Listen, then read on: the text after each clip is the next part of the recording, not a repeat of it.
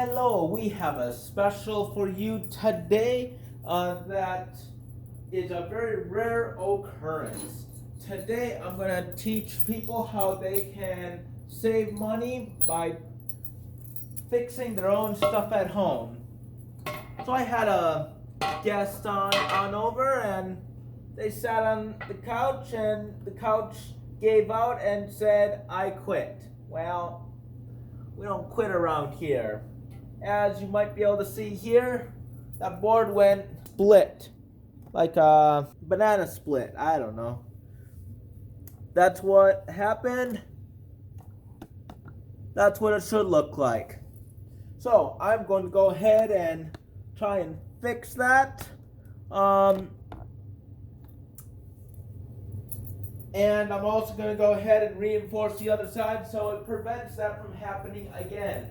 So I'm going to walk through some troubleshooting techniques and see what we can come up with. So, come on. Step one, put it back. So, we're going to try something out and we'll see how well it works. Bought some teas. Okay.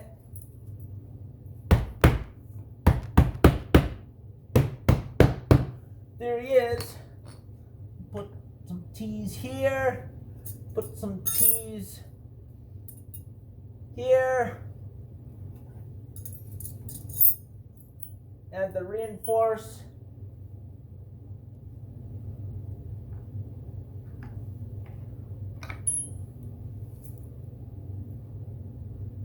This ain't gonna work. That's not going to work. So it's gonna have to be teas or nothing. Then we'll reassemble the couch and see if she holds. Let's see how it goes. I'm gonna go ahead. Make sure the right side goes in the right side. Alright, we're going to pre-drill some holes. If you're going to go ahead and pre-drill holes, you got to make sure that the drill bit is in fact smaller than the size of the screw. Otherwise, the teeth of the bit, well, the teeth of the screw is not going to have anything to grip. So that is going to be just fine. Better way is marking it with a pen. Probably should have remembered that, but find that hole.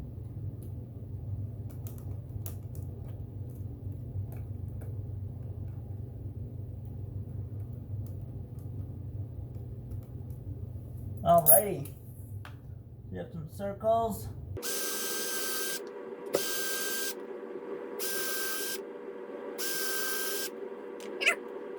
Let's see how this works. If this works just fine, I'll do the same for the other.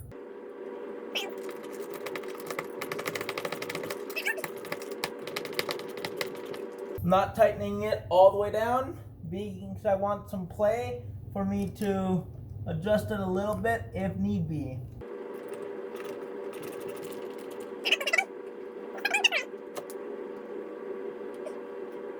Alright, new holes.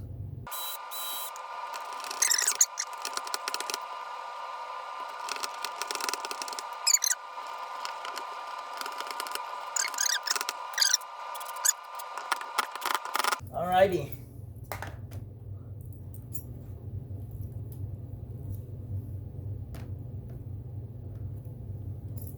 And we're going to go ahead and try and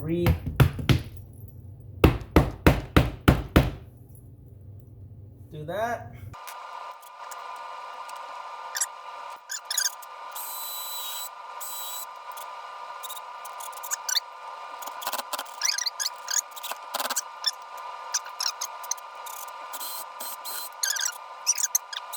And you may ask, why not just replace this board? Well, unfortunately, this board has some specialty nuts on them that I don't know if I can get.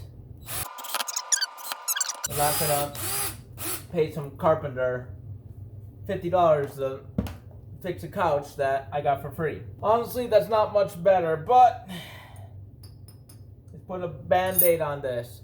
But we're gonna go ahead and be proactive and prevent that from happening from this side.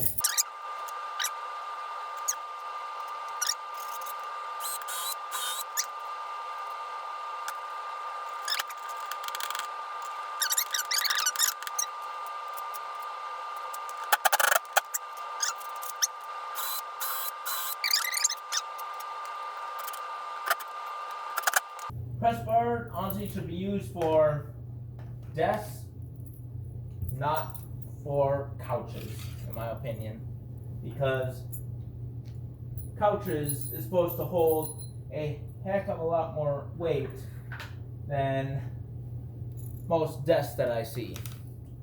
And especially like a 3-person couch like this should in theory be able to hold the average size person is what, 250 pounds, so 750 pounds. So that would be like the average side, and if you're talking like Big Bertha, well then a couch should be able to hold a minimum of 1,000 pounds. This couch was not going to be holding anywhere near 1,000 pounds any day of the week. Hey, here's a sticker. It was IKEA. It's not meant to last, apparently.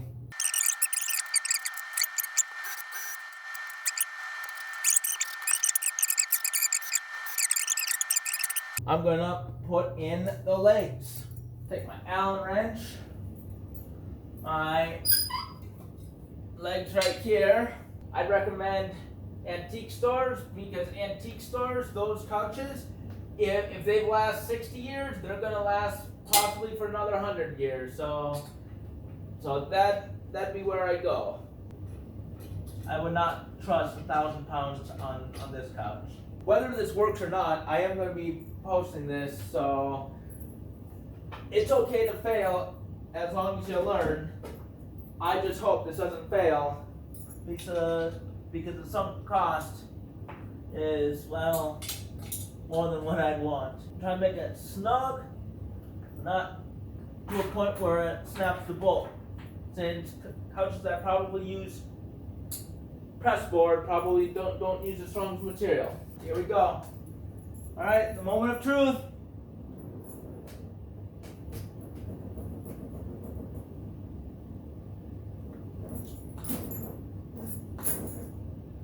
Alright.